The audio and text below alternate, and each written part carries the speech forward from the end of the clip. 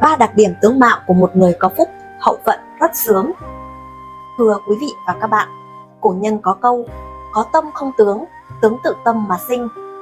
Tướng mạo không phải sinh ra là cố định, mà nó thay đổi tùy theo sự phản chiếu tâm thái của mỗi người. Cũng vì vậy, tướng mạo sẽ biểu lộ vận mệnh tương lai của người đó. Tâm sinh tướng, vì sao lại nói như vậy? Xưa nay, chúng ta đều ngầm thừa nhận một đạo lý: vẻ bề ngoài của một người phản ánh phần nào tâm tính của họ. Vẻ ngoài không chỉ bao gồm dung mạo, mà còn là cử chỉ, lời nói, hoàn cảnh và thái độ của một người. Những biểu hiện bên ngoài đó sẽ thể hiện phẩm đức và tính cách cá nhân, thông qua đó lại cho thấy phúc báo và vận mệnh của họ. Cũng có thể nói rằng, theo quan hệ nhân quả, tâm là nhân của tướng, tướng là quả của tâm, cứ vậy mà đối ứng với nhau. Nếu một người giữ được một nội tâm ngay thẳng, đoan chính, lạc quan và yên bình, thì cơ thể hoạt động trơn tru, đương nhiên sẽ có tinh thần tốt, sức khỏe tốt và dung mạo tươi sáng. Dưới đây là 3 đặc điểm tướng mạo của một người có vận may đề huề, làm gì cũng thuận lợi. Hãy lắng nghe xem mình có trong đó không quý vị nhé. Đầu tiên là ngoại hình tươi tắn, ánh mắt sáng. Bạn biết không, một người có ngoại hình tươi tắn luôn đem lại cảm giác tích cực, thân thiện và vui vẻ cho mọi người xung quanh. Bên cạnh đó, con mắt là bộ phận quan trọng và đặc biệt nhất. Xét theo nhân tướng học, cái thần và nội tâm của một người sẽ được phản ánh qua ánh mắt. Có những điều được thể hiện trực tiếp qua ánh mắt, dù che đậy bằng bao nhiêu thứ hào nhoáng bề ngoài cũng không có ích gì. Người có suy nghĩ xấu xa, bần tiện, có lòng lang dạ sói thì dù có dối trá, khéo léo đến mấy thì cũng có thể bị nhìn ra qua ánh mắt. Ngược lại, một đôi mắt tươi sáng, đẹp đẽ, nhãn thần uy lực sẽ là người có số mệnh nổi bật. Thông qua đó có thể nhìn thấy tinh thần mạnh mẽ và tâm trí tốt đẹp của một cá nhân. Cho dù ngoại hình của người đó không xuất chúng, nhưng đem lại cảm giác dễ nhìn và đáng tin cậy. Nét mặt càng huyền hòa, tươi sáng thì khí vận càng nhiều. Người như vậy thường hòa đồng và có nhiều mối quan hệ bạn bè. Mọi người thường chủ động kết thân, vận may và phúc khí đều theo đó mà đến. Thứ hai là nụ cười lạc quan. Theo nhân tướng học, môi không chỉ là cơ quan xuất nạp mà còn là đại biểu cho hành lang của miệng, là cánh cửa của lưỡi. Thông qua tướng miệng, chúng ta có thể phán đoán được phần nào sự nghiệp, tính cách và vận mệnh cuộc đời. Nó là phương thức khẩu đức của ngôn ngữ, là khí chất của tính cách, là hệ số tham khảo quan trọng của ý chí. Cho nên mới nói, họa hay phúc đều tự miệng mà ra. Cũng không phải tự nhiên mà dân gian có câu nói rằng, đàn ông miệng rộng thì sang, đàn bà miệng rộng tan hoang cửa nhà. Một người muốn thay đổi tướng mệnh để đạt được vận may phúc khí tốt hơn thì trước hết phải tu khẩu, lời nói khiêm tốn, không buông tiếng thị phi cay độc. Bên cạnh đó, người ta thường nói, người hay cười sẽ gặp nhiều may mắn. Vì thế, nếu một người có được phúc khí, trước tiên người đó phải học cách mỉm cười và lan tỏa năng lượng tích cực cho mọi người xung quanh. Nếu ví đôi mắt là cửa sổ của tâm hồn, thì nụ cười có thể được coi là mặt tiền của con người. Trong mọi hoàn cảnh, nụ cười có thể trở thành phương pháp hữu hiệu nhất để thể hiện cái tâm bên trong của con người. Có nụ cười lạc quan giúp cuộc sống tràn đầy niềm vui, tạo cho người đối diện cảm giác ấm áp và thoải mái, tích cực, vui vẻ, khiến ai nhìn thấy cũng muốn tới gần và làm thân. Những người luôn mỉm cười sẽ có một thái độ lạc quan tích cực đối với cuộc sống, và phước lành sẽ tự nhiên đi cùng với họ. Ngược lại, hữu tâm vô tướng, tướng tùy tâm diệt. Nếu tâm của một người không đàng hoàng, ngay thẳng, nét mặt bên ngoài sẽ thay đổi dần dần và đánh mất vận khí. Cuộc đời vì vậy mà trở nên tăm tối. Khi gặp khó khăn rắc rối, hãy dùng thái độ tích cực và lạc quan để đối mặt và tìm cách xử lý vấn đề. Nụ cười lạc quan không thể giúp bạn thay đổi cục diện ngay lập tức, nhưng sẽ giải tỏa một phần nào đó gánh nặng áp lực trên vai. Cuối cùng là sự cẩn trọng và khiêm tốn.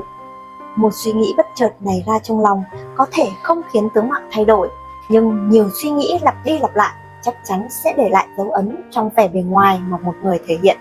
Do đó, trong lòng giữ sự kiêu ngạo, tự mãn thì nét mặt của bạn sẽ dần trở nên kiêu căng. Trong lòng giữ sự khiêm tốn và cẩn trọng thì thần thái sẽ ôn hòa, khiêm nhường.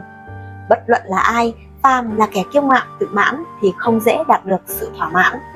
Con người biết khiêm nhường, nhìn nhận cái sai của bản thân sẽ biết cách bù đắp những thiếu hụt của cá nhân. Giống như vùng đất trũng, khi nước sẽ dễ dàng chảy tới tươi tốt và đầy đủ. Khi một người biết khiêm tốn và đoan chính thì tâm địa sẽ mở rộng, của cải tự nhiên hương phượng, vận may liên miên. Trong vài thập kỷ của cuộc đời, điều khó khăn nhất không phải là làm thế nào để leo lên được đỉnh cao, mà là làm thế nào để giữ một tâm tính khiêm tốn từ trong ra ngoài. Lúa chín cúi đầu, sông sâu chảy lặng. Người khôn ngoan biết giữ một tư thái thấp để có thể học hỏi và mở rộng tâm trí với mọi người, mọi điều xung quanh. Ở địa vị cao mà giữ được lòng khiêm tốn thì được sự kính trọng. Ở địa vị thấp mà giữ được lòng khiêm tốn thì thể hiện sự đoan chính, ngay thẳng của cá nhân. Người giữ được tâm thái như vậy tự nhiên sẽ có tướng mạo ôn hòa. Giữa hai hàng lông mày là một vùng bình yên, khiến người đối diện cảm giác như tắm trong gió xuân êm ái. Ngược lại, khi một người kiêu căng, ngạo mạn, tự mãn chỉ vì một chút thành tích thì sẽ khiến người xung quanh khó chịu, xa lánh. Như vậy, phúc khí tự nhiên ngày càng xa. Cần biết rằng trạng thái tâm trí của chúng ta sẽ quyết định vẻ bề ngoài của chúng ta, và cũng chính là nét phong thủy của chúng ta. Người có may mắn là người luôn biết mỉm cười vui vẻ đối mặt với cuộc sống bằng thái độ lạc quan, tích cực. Dù vào hoàn cảnh nào thì cũng luôn có sức hấp dẫn với mọi người xung quanh. Do đó luôn được người khác hoan nghênh, tôn trọng và khen ngợi. Tâm tính tích cực cộng thêm tướng mạo phúc hậu sẽ đem tới những mối quan hệ bền chặt, tình bạn khăng khít, quý nhân phù trợ. Đó chính là một loại vận may mà người ta phải tích lũy mỗi ngày. Vẻ đẹp bền vững đến từ tâm hồn, chứ không phải là ở bề ngoài. Quý vị thân mến, dù bề ngoài có thu hút cỡ nào đi nữa thì tính cách một người là rất khó thay đổi, và trải qua theo năm tháng thăng trầm của cuộc đời, nó hình thành nên giá trị của một người. Cựu Tổng thống Mỹ Lincoln từng nói thế này: khi một người bước qua tuổi 40, anh ta phải có trách nhiệm với vẻ ngoài của mình. Trước tuổi 40, ngoại hình của chúng ta là do gen di truyền, đó là quy luật tự nhiên. Nhưng sau tuổi 40, kinh nghiệm và tâm lý của mỗi người khác nhau nên ngoại hình và khí chất cũng sẽ thay đổi nhiều. Khí chất thể hiện trên khuôn mặt và hành vi, ở một mức độ nhất định nó còn phản ánh tính cách. Những người hay câu có và trong vẻ mặt lúc nào cũng căng thẳng thì rất dễ mất bình tĩnh. Còn những người thân thiện, thường mỉm cười, tự nhiên sẽ tạo cho người đối diện cảm giác ấm áp. Ông bà xưa có câu, tướng mạo do tâm sinh. Người có gương mặt phúc hậu hiền hòa thường là những người có nhân phẩm tốt, lương thiện. Dù là người bình thường, lớn lên không đẹp đi nữa, chỉ cần tâm tốt, lòng nhân hậu, người khác sẽ cảm thấy dễ chịu rất nhiều khi tiếp xúc với họ. Khổng Tử từng nói, khuôn mặt tuổi 20 trời sinh, khuôn mặt tuổi 30 do cuộc sống khắc khi, nhưng khuôn mặt tuổi 50 là do chính bạn lựa chọn. Có một câu nói rất hay: cuốn sách bạn đã đọc, những người bạn đã yêu và những con đường bạn đã đi đều ẩn giấu trên khuôn mặt của bạn. Vậy tại sao xã hội càng hiện đại thì lại càng có nhiều người muốn đi phẫu thuật thẩm mỹ? Suy cho cùng, ai cũng yêu cái đẹp và họ cho rằng thẩm mỹ có thể làm cho ngoại hình của họ trở nên xinh đẹp hơn. Nhưng dù bề ngoài có thu hút cỡ nào đi nữa, tính cách một người là rất khó để thay đổi, và trải qua theo năm tháng thăng trầm, nó hình thành nên giá trị của một người. Giống như những đôi giày da có kiểu dáng giống hệt nhau, nhưng mang trên những đôi chân khác nhau thì sẽ thể hiện lên những hình ảnh và đường nét khác nhau. Bạn biết không, vẻ bề ngoài chỉ là tấm vải mỏng manh, nó giúp bạn kiếm được nhiều cơ hội nhất thời, nhưng không phải là cả đời. Ngược lại, trí tuệ mới là thứ quyết định con đường lâu dài sau này của mỗi người. Khi bạn đau buồn sẽ sản sinh ra những nếp nhăn, khi bạn vui vẻ, gương mặt sẽ bừng sáng niềm hạnh phúc. Cho nên mới nói, chỉ có sự rạng rỡ từ tận đáy lòng mới có thể nuôi dưỡng được vẻ đẹp bên ngoài bền lâu. Một nhà văn đã từng nói, dao mổ của bác sĩ phẫu thuật thẩm mỹ không thể đấu nổi với 2 con dao ngoài xã hội. Một con dao mang tên thời gian, nó sẽ cuốn trôi tác dụng của thẩm mỹ, giống như tuyết rơi khi gặp nắng xuân sẽ tan dần. Một con dao nữa là mang tên tâm hồn, chỉ có ánh sáng từ trái tim mới nuôi dưỡng được sự hài lòng lâu dài. Lần đầu tiên nhìn thấy cảnh đẹp, ai cũng sẽ trầm trồ khen ngợi, nhưng về lâu về dài họ lại chẳng còn hứng thú với nó nữa. Ngược lại, có những cô gái trông vẻ ngoài khá bình thường, nhưng càng tiếp xúc lâu người ta lại càng thích và thấy họ thật đẹp. Đa phần là do tướng mạo của người đó đã hòa vào cùng khí chất, khiến người khác càng nhìn càng thấy như bị thu hút. Người hiền lành, dễ gần sẽ khiến đối phương cảm giác thoải mái. Những kẻ hung dữ, tăm tối sẽ gây cảm giác khó chịu và khiến người ta muốn tránh xa. Ngay cả bác sĩ phẫu thuật thẩm mỹ cũng từng nói, tác dụng của phẫu thuật thẩm mỹ không phải là một lần là hưởng lợi mãi mãi, mà vẫn phải nhờ sự thay đổi từ tâm. Cảm xúc hàng ngày của chúng ta coi là nhỏ nhặt tầm thường nhưng sẽ ảnh hưởng trực tiếp đến khí chất của chúng ta sau này. Người có lòng yêu thương thì sẽ có tính tình hiền từ. Người hiền từ sẽ dễ nhận được niềm vui. Người luôn vui vẻ tích cực sẽ có dung mạo xinh đẹp, dịu dàng. Sự thay đổi trong lối suy nghĩ của một người sẽ làm thay đổi cả hành vi và ngoại hình. Chúng ta thường nói đất lành chim đậu, người ăn ở hiền lành cũng như thế, dễ nhận được phước báo hơn. Trái tim là sự phản ánh của ngoại cảnh, còn ngoại cảnh lại chính là mặt tiền. Đa số chúng ta đều phản ánh cảm xúc rõ rệt nhất trên gương mặt. Nhiều người chỉ quan tâm đến làm thế nào để trở nên xinh đẹp hơn, mà quên mất một điều. Thực tế, người thông minh thực sự sẽ trau dồi vẻ đẹp tâm hồn lẫn bên ngoài. Có trí tuệ đồng hành, dung mạo mới không dễ tàn phai. Một nghiên cứu của trường đại học Harvard cho thấy mức độ tinh thần của một người càng cao, tâm lý càng khỏe mạnh, độ tâm càng tương thiện, sẽ không dễ dàng vì cái nhìn của người khác mà làm thay đổi bản tính của mình. Khi một người có thể đủ mạnh mẽ, chịu đựng mọi điều bất hạnh trong cuộc sống, tập trung vào việc phát triển chính mình, không nghĩ đến việc trả thù, họ cũng chỉ là người tử tế nhất, người thông minh nhất. Chúng ta thường thích ngắm người đẹp, nhưng tiêu chuẩn để kết giao, đại đa số lại là tốt bụng và trung thực.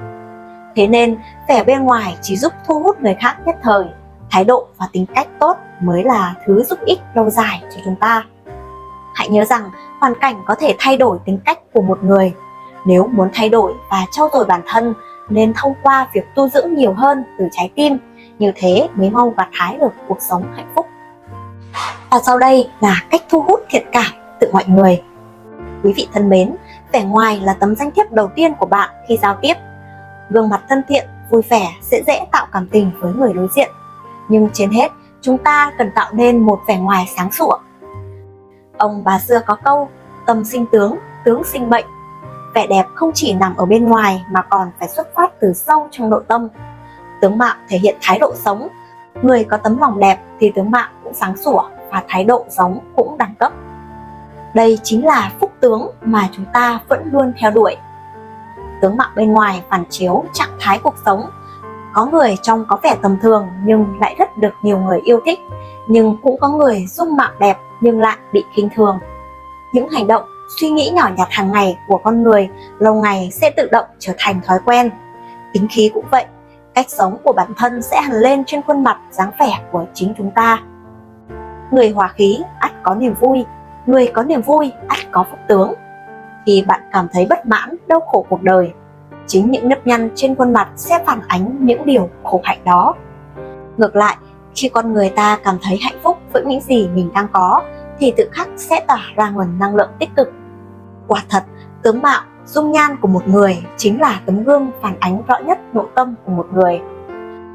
Bạn thử để ý xem, một người không thích cười thường mang trong mình một nụ cười miễn cưỡng, khiến người khác cảm thấy khó xử.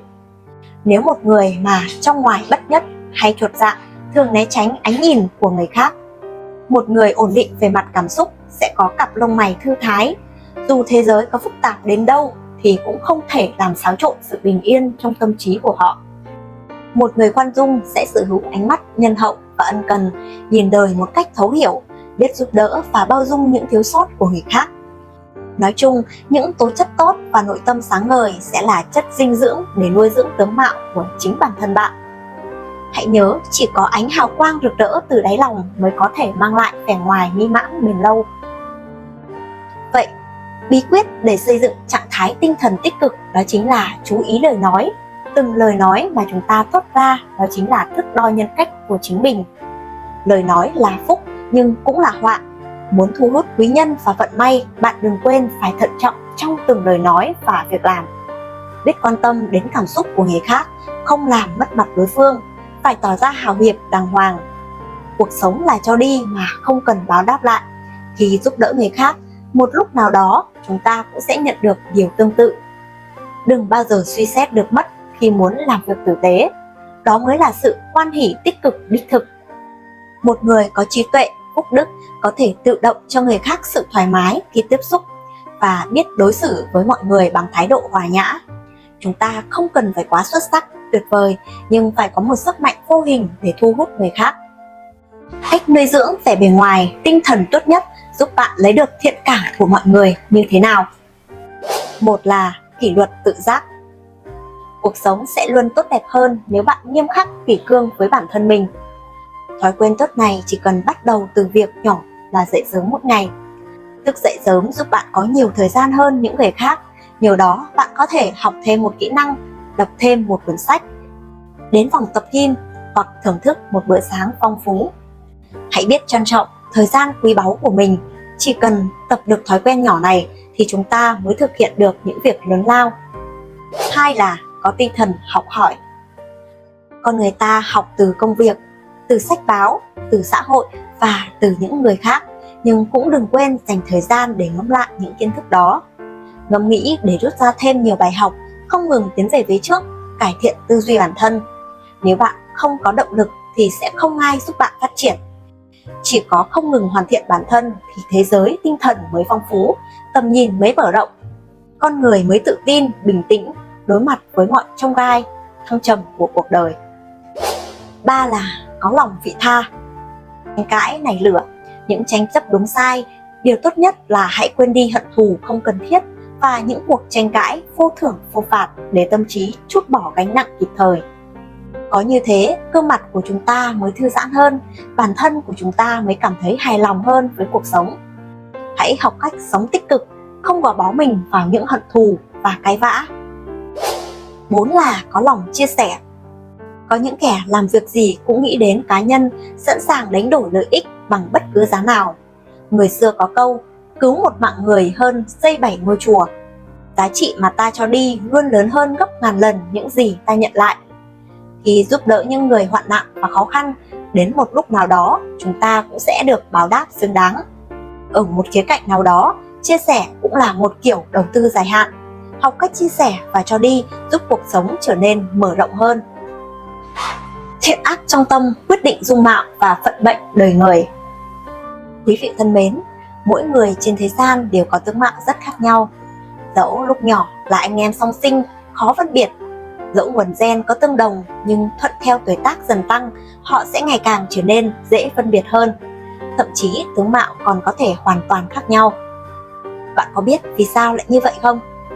Đạo lý rất đơn giản là bởi vì tướng mạo của một người chính là biểu hiện tổng hợp của thiện và ác từ suy nghĩ, lời nói, cử chỉ của người ấy. Người mang ác niệm, tướng mạo ngày càng khó coi. Có những người chỉ thích tham tới lợi nhỏ, tâm niệm này mỗi lần động sẽ lại co cụm lại thêm một lần, thời gian lâu sau sẽ xuất hiện tướng keo kiệt. Có người lại thích trộm cắp vặt, tâm niệm này mỗi lần động, tặc nhãn sẽ liếc ngang liếc dọc thêm một lần, thời gian lâu sau sẽ xuất hiện tướng quỷ quyệt. Có người thường thích tham cái lợi lớn, tâm niệm này mỗi lần động, tâm ắt sẽ đen thêm một lần, thời gian lâu sau sẽ xuất hiện tướng hắc ám và gian ác. Có người thường thích khoa trương lãng phí, tâm niệm này mỗi lần động sẽ lệch lạc thêm một lần, thời gian lâu sau sẽ xuất hiện tướng mặt méo mó.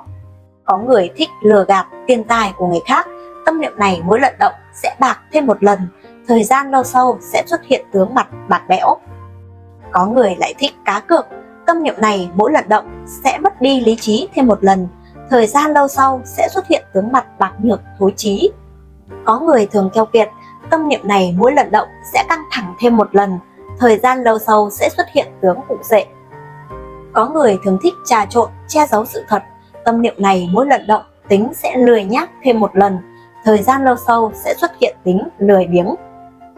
Có người thường thích ăn chơi hưởng lạc, tâm niệm này mỗi lần động sẽ phiêu diêu thêm một lần, thời gian lâu sau sẽ xuất hiện tướng trôi nổi. Còn người thường tham ăn, tâm niệm này mỗi lần động miệng sẽ rộng thêm một lần, thời gian lâu sau sẽ xuất hiện tướng miệng rộng. Có người thường thích uống rượu, tâm niệm này mỗi lần động sẽ sinh ra nghiện rượu thêm một lần, thời gian lâu sau sẽ xuất hiện tướng nát rượu. Con người hay nổi giận, tâm niệm này mỗi lần động mặt sẽ trợn ngược thêm một lần, thời gian lâu sau sẽ xuất hiện tướng mặt xấu xí. Có người thường thích bẻ công đạo lý, tâm niệm này mỗi lần động sẽ méo thêm một lần, thời gian lâu sau sẽ xuất hiện tướng mặt miệng lệch. Có người thích nói chuyện thị phi, tâm niệm này mỗi lần động lưỡi sẽ loét thêm một lần, thời gian lâu sau sẽ xuất hiện tướng loét lưỡi. Có người thường thích nói tục, tâm niệm này mỗi lần động miệng sẽ phun phì phì thêm một lần, thời gian lâu sau sẽ xuất hiện tướng môi xấu xí. Con người thường thích nổi giận, tâm niệm này mỗi lần động miệng sẽ chu ra thêm một lần, thời gian lâu sau sẽ xuất hiện tướng chu môi. Có người thích tỏ ra dữ dằn, tâm niệm này mỗi lần động sẽ cuộn thêm một lần, thời gian lâu sau sẽ xuất hiện tướng môi cong cấn. Con người thường thích đùa cợt, tâm niệm này mỗi lần động miệng sẽ lật ngược ra một lần, thời gian lâu sau sẽ xuất hiện tướng môi lật. Con người thường thích mắng mỏ người khác, tâm niệm này mỗi lần động môi sẽ mỏng thêm một lần, thời gian lâu sau sẽ xuất hiện tướng chốc mép. Có người thường thích tà dâm, tâm niệm này mỗi lần động bàng quang sẽ bị tổn hại thêm một lần, thời gian lâu sau sẽ xuất hiện tướng mặt xám ngoét, thận hư. Có người thường thích dọa nạt người khác, tâm niệm này mỗi lần động đờm sẽ bị tổn hại thêm một lần, thời gian lâu sau sẽ xuất hiện tướng mặt đen sạm, đờm hư. Có người thường thích tính toán, tâm niệm này mỗi lần động gan sẽ bị tổn hại thêm một lần, thời gian lâu sau sẽ xuất hiện tướng mặt vàng, gan hư. Có người thích kể xấu người khác, tâm niệm này mỗi lần động tim và ruột non sẽ tổn hại thêm một lần, thời gian lâu sau sẽ xuất hiện tướng mặt bầm tím, tim hư, mặt mày xám xịt. Có người thích nhận của bất nghĩa, tâm niệm này mỗi lần động phổi và đại tràng sẽ tổn hại thêm một lần, thời gian lâu sau sẽ xuất hiện tướng mặt đỏ hòn, vế hư, tướng môi xấu. Con người thường thích nói những lời độc ác làm tổn thương người khác, tâm niệm này mỗi lần động tỳ sẽ tổn hại thêm một lần, thời gian lâu sau sẽ xuất hiện tướng mặt sáng ngoét, tỳ hư, miệng xấu. Người mang thiện niệm, tướng mặt ngày càng xinh đẹp. Có người thường thích tôn trọng người khác, tâm niệm này mỗi lần động trông sẽ trang nghiêm thêm một lần, thời gian lâu sau sẽ xuất hiện tướng tôn quý. Con người thường thích nỗ lực, tâm niệm này mỗi lần động sẽ tiến về phía trước thêm một lần, thời gian lâu sau sẽ xuất hiện tướng đoan trang.